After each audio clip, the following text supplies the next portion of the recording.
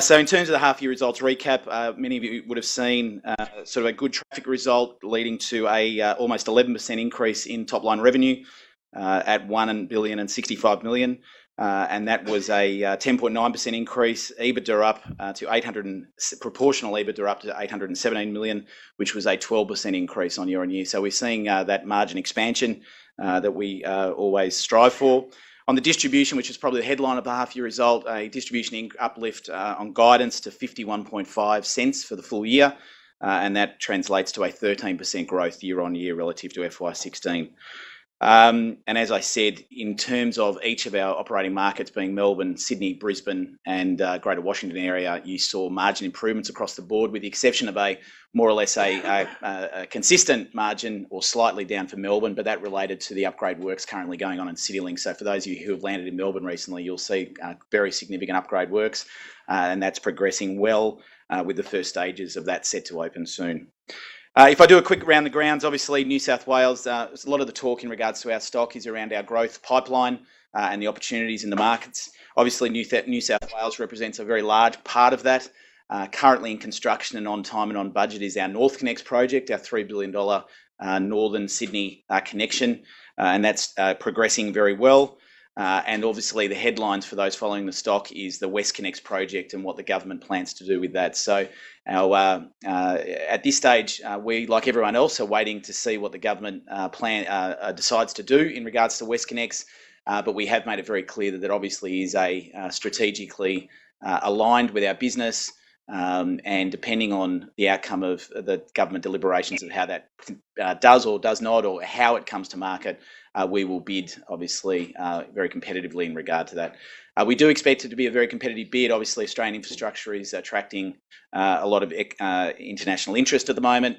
And so while we will go and bid very competitively for that asset, I think you've seen with our track record over time that we will remain disciplined in regards to how we approach that. In Victoria, the headline, of course, is the Western Distributor project. I think last time I was here about 18 months ago, we were early stages of the initial agreement.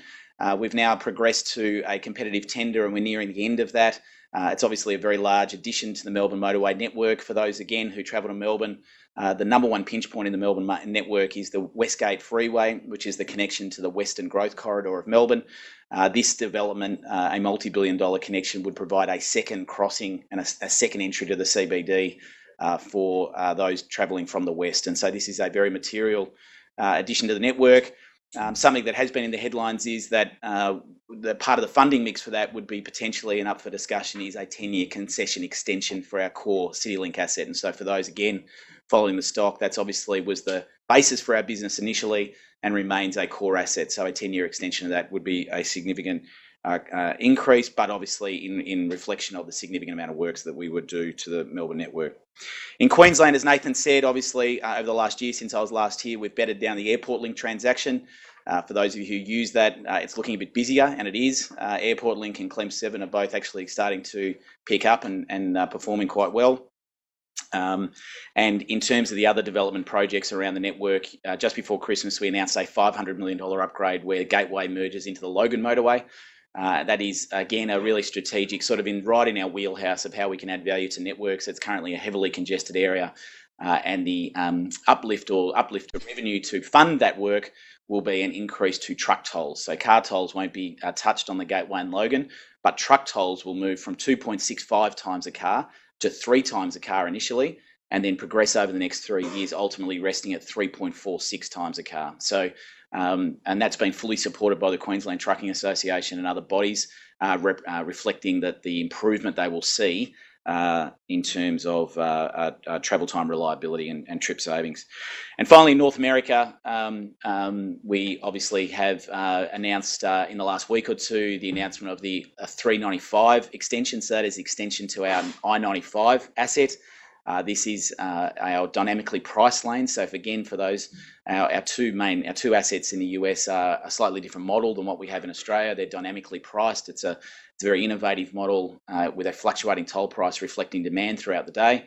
And it's something that we see great applicability elsewhere in the world. And certainly here, it's something that we think might be an innovative solution to some of Australia's traffic problems in years to come. It's worth reflecting. All of that work reflects quite a significant pipeline of work, and we have significantly increased our construction management capabilities and project management capabilities in the organisation over the last few years for what is now a very large body of work, and that contributes to what we always over the last number of years you would have seen a sort of consistent 10% growth across our distribution year on year. And we continue to see that pipeline of growth and enhancement activity across our business. It is worth reflecting. One of the things, obviously, and it's always very topical. It depends where you do these presentations. But being here in Brisbane, obviously, traffic forecasting and the outcomes of those traffic forecastings are top of mind when considering our stock. I would highlight that we probably have the largest in-house forecasting and analysis group, certainly in the Southern Hemisphere, potentially the world. It's something that we see as a core capability. We spend a lot of money on diligence in regards to any of these activities, and our model, because we are equity investors, invest and hold, we're certainly not incentivised for any sort of behaviour that has potentially reflected in these markets in the past. And so it's something that we have probably a conservative view in regards to traffic. And certainly we understand that the core sort of fundamentals of our stock, and that is obviously dependability of those toll revenues. And I touched on the construction. Finally, something that has come up, and for those in this looking at the Australian today, our CEO Scott Charlton made an address yesterday in Sydney, and that is we are fully aware of the potential disruptive nature of a lot of the technologies at the moment. There's a lot of talk about cabs, automated vehicles, and the like. And what I would say there is that we've invested heavily over the last few years in terms of enhancing our capability and our strategic understanding of how this will impact both our business, but more broadly the networks in general, and how we can play in that environment. And so we're certainly not an entity that is sort of waiting for it to be done to us. We're trying to be proactive. We are actively working with governments around the world and tier one technology providers to work out how our assets can actually facilitate the transition to the wave of disruption, the wave of innovation that's coming our way. And so that's something that is core to our offering now, and it's something that we're working very hard on.